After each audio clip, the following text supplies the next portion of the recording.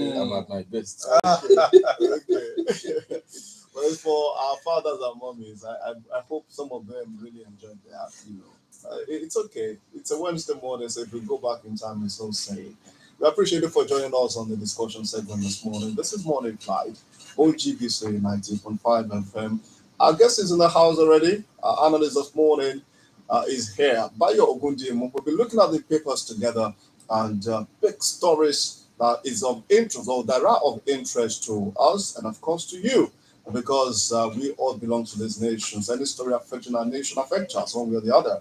And so that's why we go in this way. Discuss the issues affecting all of us. Welcome to Morning Flight Discussion segment on OGBC.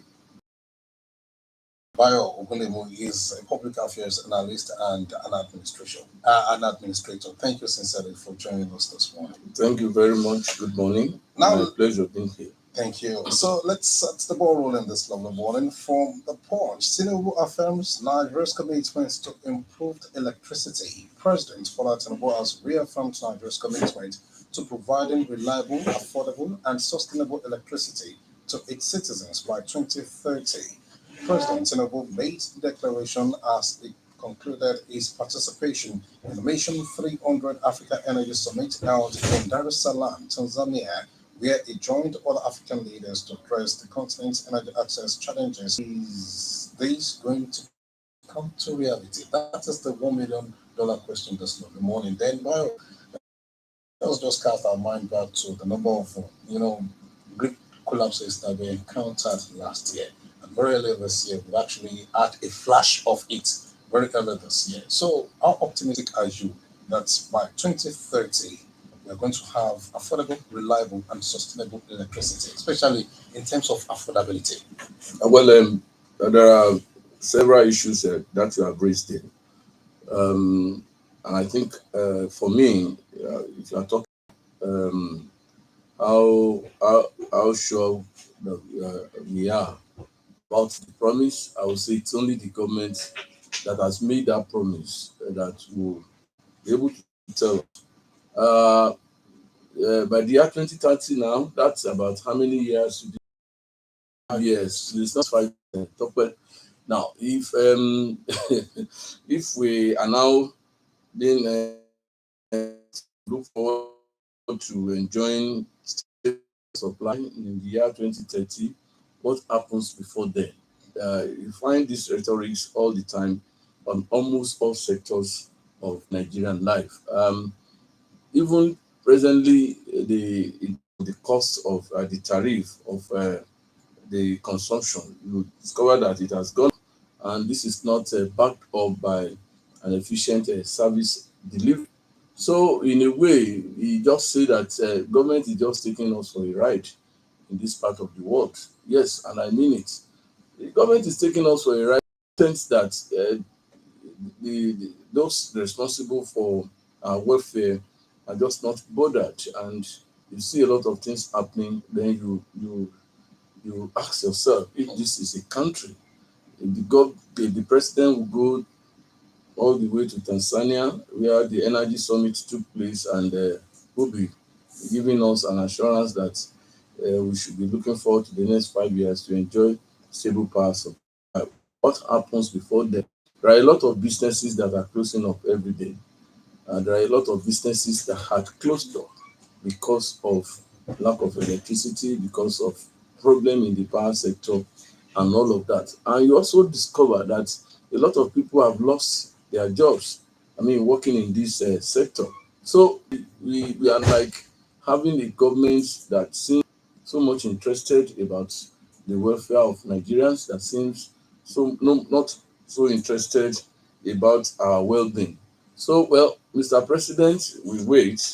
None of us will die. We live in good health. But we want to say that 2030 is too long a time for us to wait to enjoy stable power supply. I think government should do all within its power to ensure that this sector uh, has a new lease of life, so that Nigerians, a lot of us, it's like talking about uh, the petroleum sector, the energy sector. These are the mainstay of the Nigerian economy. The vulcanizer needs light, the all sectors, those even selling this pure water, minerals, and all of that. They need. You find that they struggle. They go all the way. They go around to look for ice block to ensure that they get all these things cold and all of that. So it's something that is very key to the existence of to the well-being of Nigerians, and we want to say that the president that is too long a time for us to wait to have a stable power supply. Okay, thank you very much. Let's move to the next story. This is coming from the Daily Sun and says Tinubu lauds for Barra's contribution to governance, efforts to foster growth at 50. President Bola Tinubu has lauded the governor of Rivers State, similarly for Barra, for his contributions to governance in Rivers State and his efforts to foster growth in the region. Now, this congratulatory message came on Fubara's 50th birthday. But some Nigerians are not completely in agreement with Mr. President that good governance has been entrenched in that state and growth has been, also factored into that governance session of Barra because they believe that 80% or if not 90% of Bara's stay in office has been, fed by a lot of, fight and Back and forth. issues with the former governor of the state. And so there has not been really much time to be settling down for good governance, as it were, and as Mr. President is looking at saying. Debo, I will look at it this way. It is normal for Mr. President to, give such a congratulatory message. It is quite normal. And whatever he says, or whatever is embedded in his congratulatory message will now be a subject of another discussion. Yes, the president has done well by congratulating him, and we also want to, at this level, congratulate Siminalai Fubara. I would say that if there is any award to be given in 2024 as the man of the year, would naturally go to that man for being able to ward off the series of threats and challenges that he went through. I agree with you totally. Fubara could have done better in terms of the resources that the state is blessed with. But we have some, someone who believes that yes, because in the usual Nigerian style, he put him there as the governor, literally uh, asking all others to go to hell. So Fubara got there, and the man thought that yes, I have put you there, then you must do my bidding.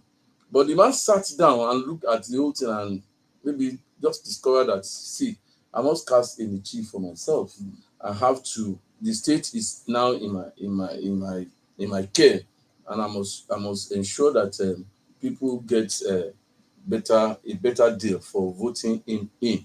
So for the powers that be, it has not been quite easy uh, getting things through because the man has bluntly refused. And you see the way he goes about fighting the battle. It looks so quiet, but I think in terms of warding off all the challenges, he has really tried. Yes, I agree with you that he could have done better, and he would do better if the atmosphere is made more peaceful for him. But let's give it to Fubara that within what he's having, the challenges that is on his hand, and the various getting from other notable rivers people, elders. You talk of the likes of Dr. Peter Odili and all of that. Yes, they have really been able to rally around him to say, see, go on. And I'm sure that the president also will have realized, like all of you will know, that if anything should happen, if anything untoward should happen in Rivers State, to the extent that maybe a state of emergency is declared and all of that, Then the likes of Asari Dokubo, though now a traditional ruler, but like we have always known him. These are people that will really, really dare the government. And yes, the government has all means of ensuring that whatever, but it won't be like we're having peace at that level, and it will threaten our oil production because the boys will go to the trenches and the something will start again. So, well, kudos to Mr. President for congratulating Fubara. Mr. President will do well to also talk to his minister in some week that yes, there is the need for complete peace in River State with a view to ensuring steady progress and development. And the good thing is that this man emerged to governor at the age of 48, but that one is actually by grace because he's now 50. He's part of those people that benefited from this not too young to rule wherever. Will you say he benefited from it, or that the usual Nigerian style where anything goes? Yes, it is the usual Nigerian style, because you look at it, why were people not allowed to choose at the level of the party primaries? Why were the party members not allowed to choose who will be their governor? And it's happening in almost all the states of the federation. Yes. Now to the nation this morning. But this next story actually compelled me to quickly pick up my calculator to do some mathematics, some arithmetic. And you did well. And I did well. Maybe you are good in mathematics. I know I'm not too well, I may not want to disclose what I had in mathematics when I was in the secondary school. You have to do that. But this next story will interest you. First Lady presents 50 million naira grant to 1,000 women traders in Kwara State. And this is according to the nation. First Lady Senator Temitope has presented a 50 million naira cash grant to 1,000 women petty traders in Kwara State. The presentation took place in Ilorin, the state capital. Now, 50,000 naira, according to my calculation, because I told you I calculated. So that is more or less like 50,000 naira to each beneficiary. To what extent do you think this amount of money will lift them out of poverty? Suppose that money was not given to them. Let's start from there. Well, we have always said it. I don't know in what capacity the First Lady has been going around doling out money. It can only happen at this level. 50 million here, 50 million there. The other time it was 1 billion naira at OAU and all of that. See, let's sit down and look at the whole thing. Is it part of governance? Is the First Lady captured in the Nigerian Constitution as holding a position central to the administration of the country? Let us leave that. Now, it is among giving it out. It is now left for those who will 50,000 naira to plan what they are going to do with it. Sincerely, we may be thinking that it will not be enough. But if it is well managed, I'll give you an example. When my royal father, the Olu of Kingdom, Professor Temitope, Saka Temitope, came on the throne, he introduced a lot of programs, and one of those of such programs was the mounting of some equipment for those who are roasting plantain. And then you go around, you find all these people. If they will go into such a business, I think 50,000 naira should be okay. Yes, if we are looking at getting a business on ground that will that will be as grandiose as what you are thinking, then we'll say that 50,000 naira is not enough. But we are talking of a small scale business, the SMEs. They should be able to manage it. And what is small, I'm not sure that the money is really meant for that kind of a thing. But it's one of those things that you are part of us. You must enjoy the benefits of having been part of us. These are governments. We are now there to enjoy this. So, but can be very sure that some people will get that money and they will make the best of it. and that may really take them out of the poverty line of going around to beg for money. So it's okay Okay. in a way. Let's leave Tokwe's almighty formula and board mass. Let's leave board mass to Tokwe's calculation. Me, I'm the mathematician. If you mention about maths, it But- reminds me of my secondary school that it is bracket of division, multiplication, and This- some Nah, addition you and saw subtraction. This guy is good in Now maths. you said You should have gone to red betting. So let's go to this. A couple of days back, it was Mr. Adeyinka of the central bank who was giving us figures as to the potentials our economy holds in the year 2025.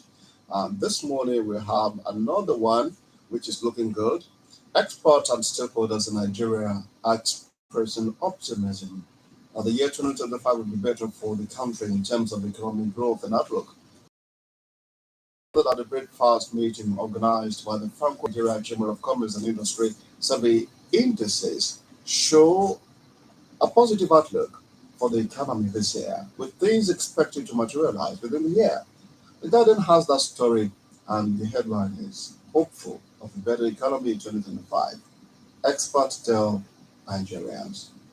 You are saying 2025 will be a better year, at least than most recent past years. And we should look for better days The ahead. phrase that comes to my mind readily is this popular phrase that money shows the day. Mm. We can see we have today is 29 or Yes. so.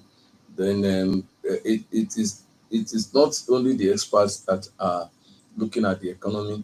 Those of us who are not experts in that field can also look at how the economy has been um, has been.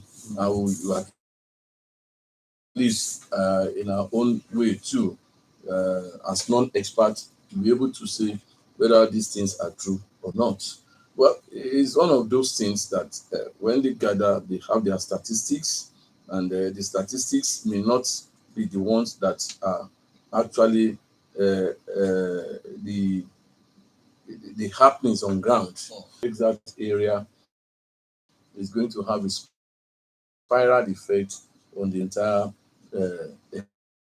economy. So let Cardoso and his team let them continue to conjure them, continue to give us figures, but realistically, Nigerians know that we are not yet there, and I'm not sure that the indices are there that things will normalize so soon. So I want to disagree with that postulation.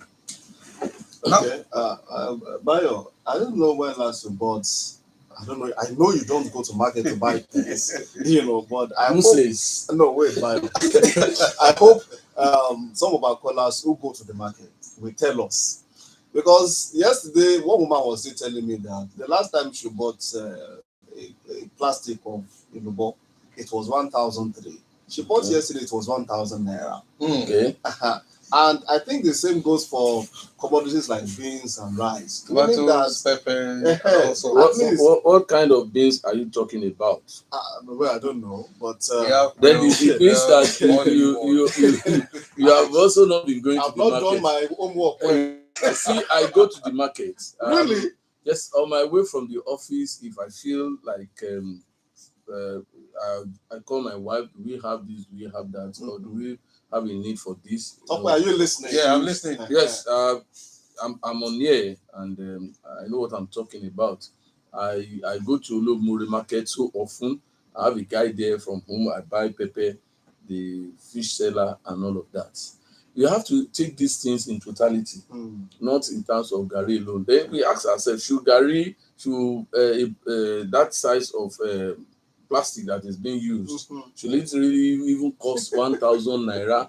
So if somebody was buying, well, I bought at 1,300, and now she bought later when she went to the market, she bought at 1,000 naira.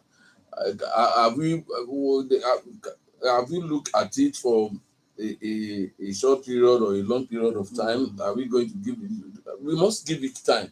If she goes to the market next time and the one she bought for 1,000 naira has probably gone down to 750 or 600 naira. Then we say yes, we are seeing some signs. You get it? How much was fuel before the end of the year? How much are we buying it now? We even read that the IPMA said to take it, I mean to even import, it's going to be at naira and 22 naira per liter, whereas that of Dangote is about naira and 75 naira per liter inside Nigeria. You place all these things side by side. Where you were buying at 945 naira before, it is now between 970 and naira and 75 naira. So these are to take the whole of these things in totality in isolation. When we now look at all these things, we put them together. Then we can now say, okay, what was the figure, what was the percentage, and what do we have now? It is then and only then that we can now get to Cardoso to say, okay, I think your figure or whatever that you have been given to us is we can prove it true. What is theoretical, what is practical? Yes, we can. We are talking practically now that you get to the market, you find that what you bought yesterday at a price may not necessarily be the price you are going to get it today. So these are theories, these are figures that are given by civil servants, and they must give it because that's what they are employed to do. But for us as Nigerians, those who are really feeling it, we are not yet there. I can tell you that we are not yet there. Okay, now to this one. FG generates 6.3 billion naira from marriage registry, expatriate quota orders, and this is according to The Guardian. The federal government has announced that over 6.3 billion naira has been generated under the Federal Ministry of Interior from services covering marriage registration, citizenship applications by foreigners, and expatriate quotas under the Citizenship and Business Department. The Minister of Interior, Dr. Olubumi Tunjojo, disclosed this while presenting the ministry's quarterly scorecard for 2024 on Tuesday in Abuja. 6.3 billion naira. Yes, 6.3 billion naira on marriages conducted and revenue from immigration, whatever. Well, kudos to the younger ones. They are now coming up. They want to be responsible citizens. And I would say yes. Well, I don't know. Have you been to Ikoyi registry before? And you look at the way things are done there, you find that I'm sorry, some of these marriages are arranged marriages. How do I mean? Well, we were made to know somehow that the Koyi registry of a thing, if you have your marriage there and you want to travel out, the certificate is much more recognized than any other registry in Nigeria. I don't know. That's what we had. Then we look at it. That's 6.3 billion naira. What is the percentage for marriage and what is the percentage for the other one? That's one too. Is it in Lagos alone or all over the states of the federation? I think all over the federation. All over Nigeria. 6.3 billion naira. Yes, let's thank our younger ones. They are now coming up to become responsible. So, well, thank God we have that figure. That's the figure, 6.3 billion. How is it going to be spent? How is it going to be utilized? That should be a question that should also agitate our minds. Yes, the money is there. How is it going to be distributed in terms of ensuring that what government needs to do? Because this is going to be a pool of the revenue altogether, and the responsibilities of government are there. Thank God, we give kudos to the ministry and the minister for doing a human job, but we want to say also that please, it's not just enough that you are generating that much. Please ensure a judicious utilization of the fund. Well, I think I'm more concerned with the sustenance of Nigeria's status as the world's most populous black nation. We want more marriages so that we can make more revenue and sustain that status as The resources that will sustain that the figure of and the status of the most populous black nation. black nation Let in the that world. be the In headache terms of in terms of provision of education, yes, provision of health facilities, yes, and all other things that will meet our I life. get it. Except that is done, I'm afraid.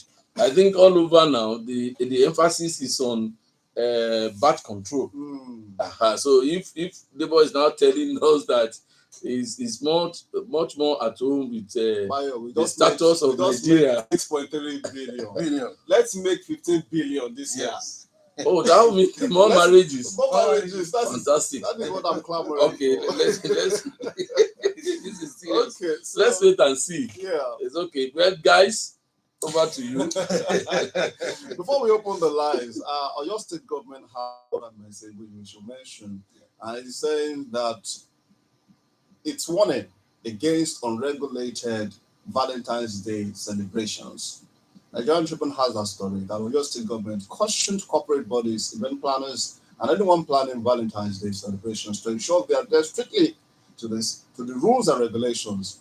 And a statement by the commissioner, Dr. Yolande, said that many broadcast stations have already started airing adverts and promotions inviting people to celebrate Valentine's Day at various events, emphasizing that the stakeholders planning such events must actively involve security agencies, including Nigeria Police Force and the rest of them.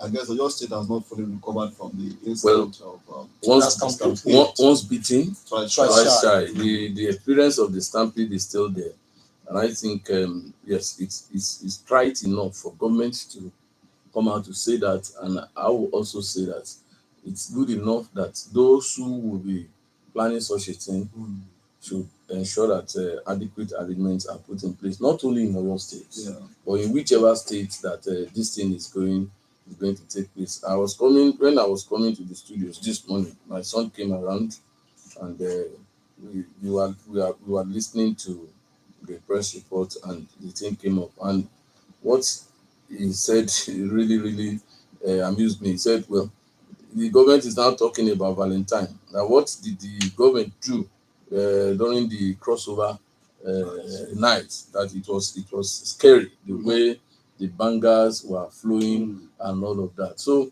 what he's trying to say is that all these things should be in totality. It should not be an isolated case in terms of the Valentine of 18. But the government has done well. We should not experience the kind of stampede where about 35 children lost their lives, and a lot also got wounded in the process. It's good, and let those that will be going for the Valentine spoils also ensure that they don't lose their lives in the process. Yes. Okay, let's open the phone lines this lovely morning. 0803 437 9453 and 0815 We want to sincerely appeal to our callers. Please help us stick to 60 seconds. Just help us stick to 60 seconds so that more callers can be part of the show this lovely morning. 60 seconds, we will sincerely appreciate. 0803 437 9453. Well, you see now.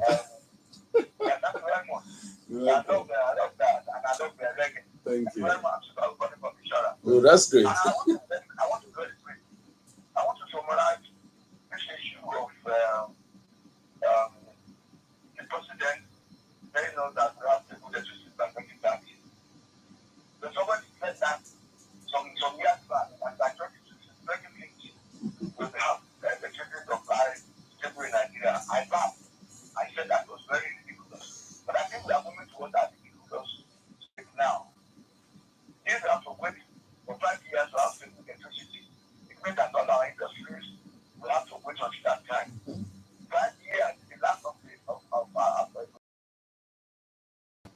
it's very ridiculous. But I think our president has with the plenty supply of hope of being to dish out to Nigeria. He's taking out to hope everywhere. He has to do that one in abundance. Well, let me put it there and palliative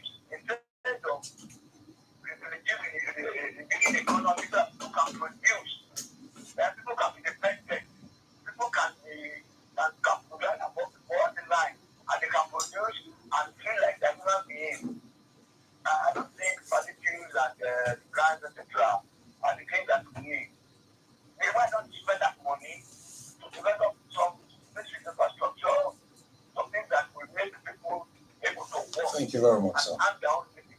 When you want to work with give us fish, rather than teaching people to catch fish.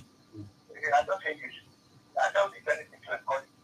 It is a way of providing and giving people the benefit on you. And the thing is right. That's why I don't want to. Thank you so much. Thank you sincerely. It's not enough for us to work statistics, and yet the citizens are not feeling their back. I have to talk on the next thing. I appreciate you. 0803-437-9453 and 0815-032-0226. Hello, good morning. Hello, good morning, Debo. Good Good morning, morning. sir. Yeah, my name is my name. Welcome. Good morning, sir. The money is what I inquire. I'm sorry, is it what makes personal money or our money? That's the question. So, like, we're taking brain for nothing. Constitutional Foundation, fine. There is so much, but using our resources for our people, we are going to be much to be celebrated at the institution. No, that's personal money. Let us have personal money, they will give us more credit to that. On the economy, like the guest said, if you didn't do the right, you will not get there. Like the petrol as well. The crude, that would take the important crude. What is happening to our crude in Nigeria here? What is happening to what refinery, what I call refinery? What are they producing? Where are the products that landed? Thank you so very much. Thank you so much. Thank you, Debo. 08034379453 and 01503202226. While we wait for the next call, let us go to the home state list of the morning. Governor Bello warns against illegal establishment of Sharia court in Ogun. Is the headline of the story taken from the Vanguard. The Ogun State government has warned against any attempts to establish a Sharia court in the state. The state government, in a statement personally signed by the governor, Prince Dabo, noted that Sharia courts cannot be legally constituted by individuals or groups without written before they even mention it in some quarters in our state. Yes, it's good that the governor has come out to, kind of try to nip it in the bud so that those who may be planning to do such will put their self down. Some people just wake up one day and say they want to do Sharia. The governor has done well, and I will say kudos to Mr. Governor. Hello, good morning. This is the Adeyinka. Welcome, doctor. Thank you very much. And it's the analyst in the house. Good morning, ma'am. Thank you for appreciating my work. No, we are from the same kingdom. And I know the candidate also. Yes, the Oloris are doing fantastically well too. The two of them have their foundations. Yes. I'm only conversant with the other one. Okay. Yes. They are both my friends. Don't mind me. Now, I want to quickly say something about this line of thoughts about the Sharia courts. The rule establishing Sharia courts is not ambiguous. It's there for all to see. And if we actually want the rights of everybody to be taken care of, rather than throwing away the water, the baby and the bath water, we should carefully look at it. As we speak, Sharia arbitration panel exists. It attempts to do the work of the little it's good. It is not enough. It is not a fully established court, and that is what is being advocated. The Sharia courts in Ibadan. People in Abeokuta need to go to Ibadan if they want the full courts of Sharia to adjudicate on their case. Now, it's only for Muslims.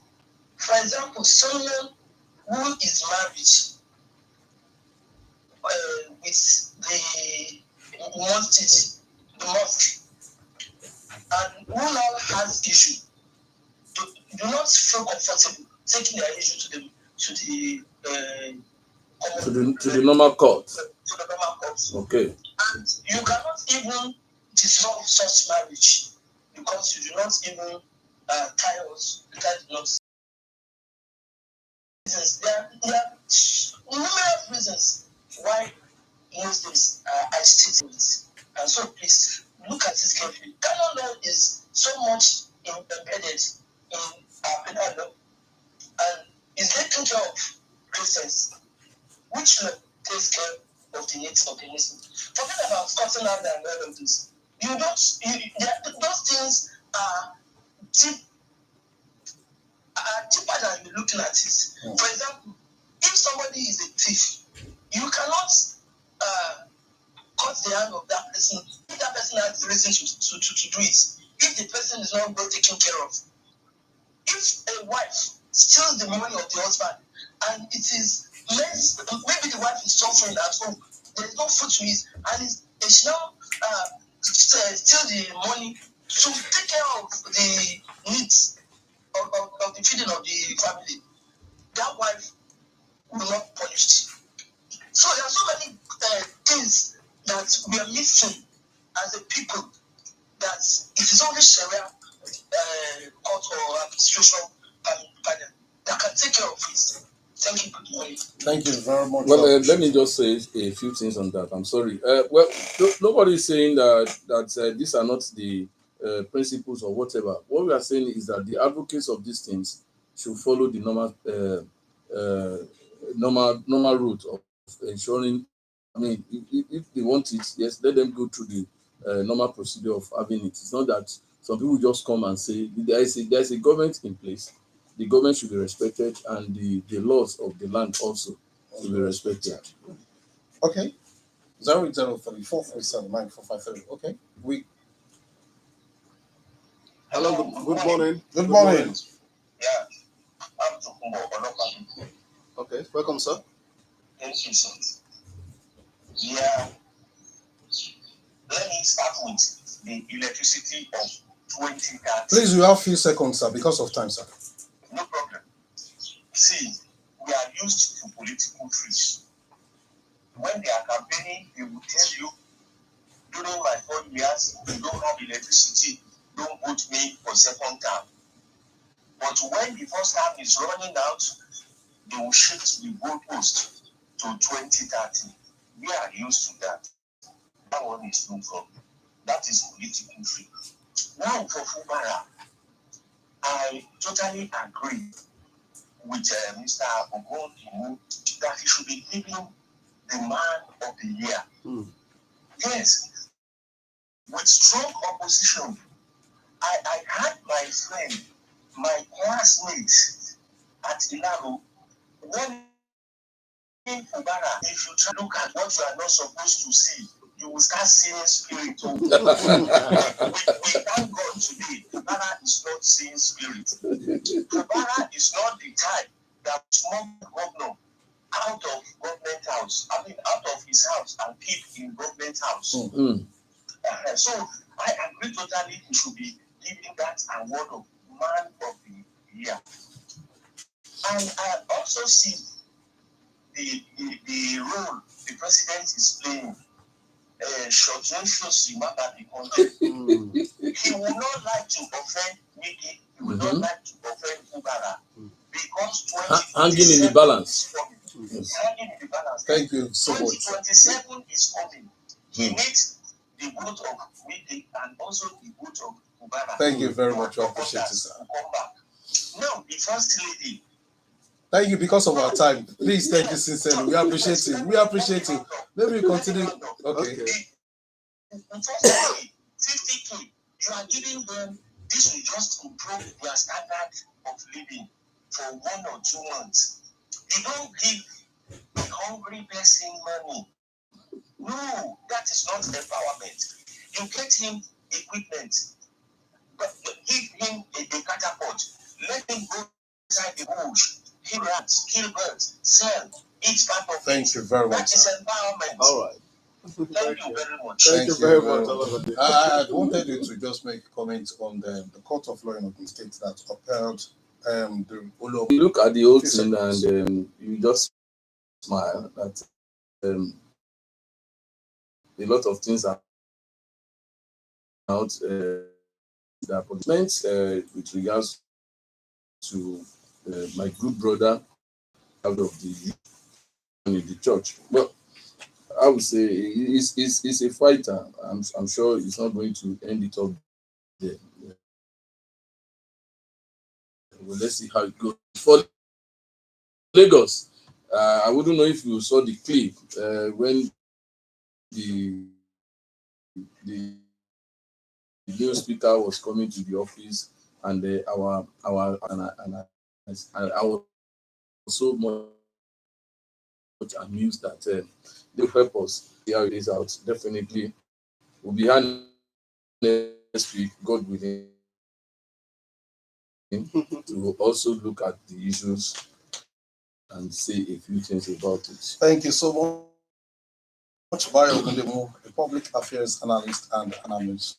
So thank you for the time on the program. Thank you. More sincerely appreciate those